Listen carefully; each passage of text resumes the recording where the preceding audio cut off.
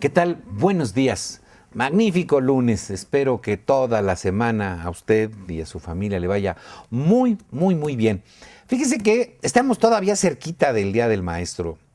Y como es un personaje tan importante en la comunidad, en la familia, en donde quiera que sea, el magisterio yo creo que es la vocación más hermosa que puede tener cualquier ser humano.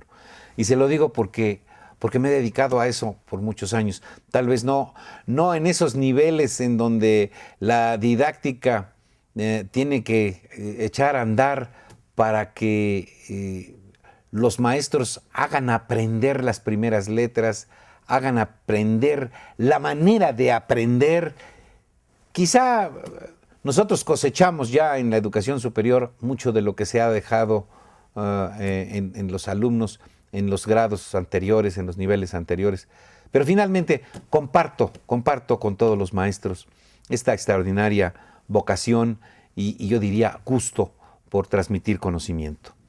Y quiero decirle que uno de esos gustos que me he dado es el de tener como amigo, como colaborador, bueno, yo diría como subalterno suyo, a un extraordinario maestro que todavía muchas generaciones recuerdan.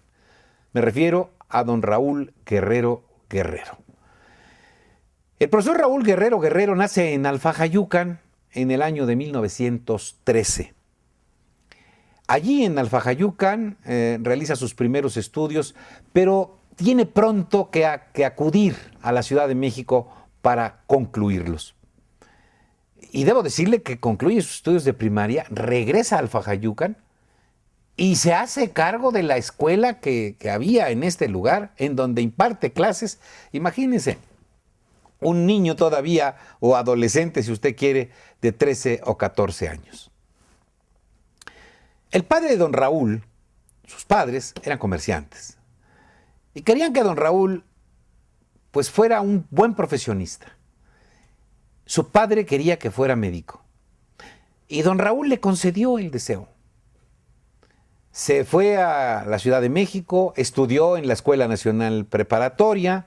Después de estudiar en la Escuela Nacional Preparatoria, ingresó a la Escuela de Medicina, ahí muy cerquita en la Plaza de Santo Domingo, que estaba entonces. Estudió la carrera de medicina y debo decirle que ya la carrera de medicina la estudió sin pedirle a su papá un quinto, porque don Raúl hereda el gusto y la destreza por el piano que le enseñó su madre.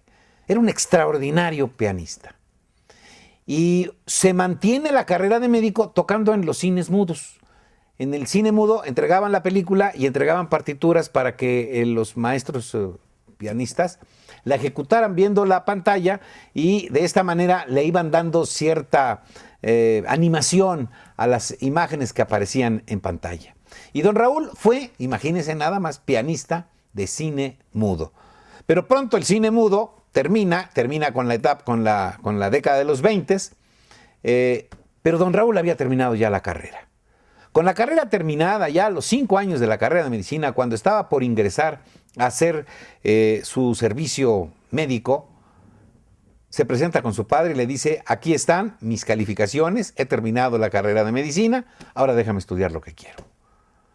Don Raúl cuenta que vivía cerca de la Escuela Nacional Preparatoria y desde luego pues de la de Medicina, y allí en la calle de Moneda se encontraba el Museo Nacional de Antropología e Historia, el antiguo museo. Y él ahí iba todas las tardes a admirar aquellas piezas arqueológicas y escuchaba pues las conferencias que frecuentemente impartían gentes como Antonio Caso, Alfonso Caso, como Manuel Gamio, en fin. Y entonces don Raúl se dirige al Museo de Antropología, que tenía una escuela, todavía no era instituto, era Museo Nacional de Antropología, y ingresa a la carrera de etnología, de etnohistoria, y se titula como etnógrafo con especialidad en folclore musical. A partir de que don Raúl ingresa a la carrera, empieza a escribir en revistas especializadas de música de Centroamérica, de México, en fin, colabora en guiones musicales de películas, en fin, participa también en los congresos de historia, aquellos 9 congresos de historia extraordinarios que se hicieron entre 1938 y 1950. Escribe muchísimos artículos. Y bueno, un detalle que es importante es que se crea el Instituto Nacional Indigenista, el INI.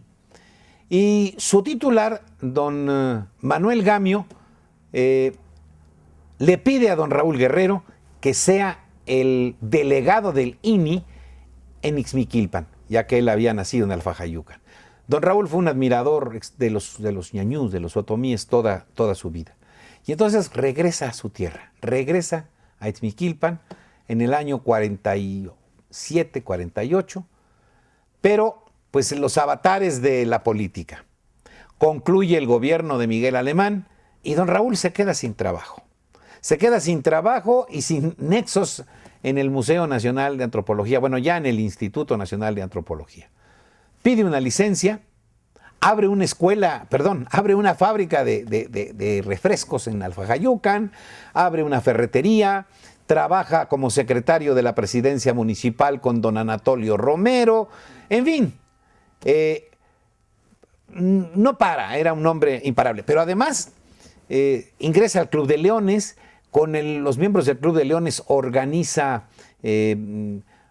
autos de fe, organiza posadas, en fin. En 1961, obligado por el hecho de que sus hijos tenían que venir a estudiar al instituto, ya entonces universidad, don Raúl se viene a Pachuca. Se viene a Pachuca y el doctor Zapata, que era director entonces del instituto, le designa como catedrático de las materias de historia. 2 años después se abre la secundaria oficial de Pachuca, hoy federal número 2, y don Raúl es director adjunto de esta escuela por prácticamente 5 años. Después se dedica a la docencia. Daba clases en todas las preparatorias de la universidad, desde las 6 de la mañana hasta las 8 de la noche, incluyendo a la José Ibarra Olivares.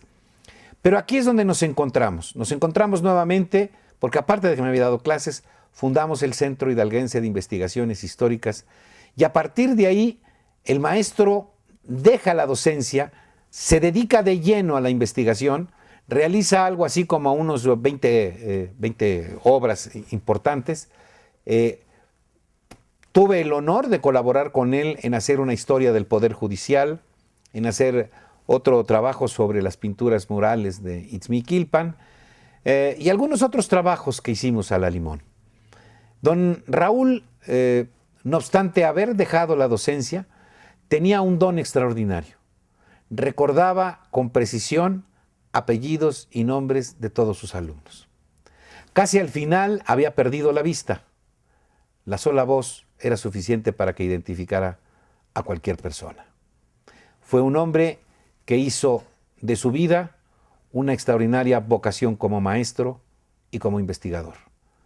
Y qué mejor que recordarlo hoy, que todavía estamos recordando a nuestros mentores, a los profesores hidalguenses. Nos vemos el próximo lunes.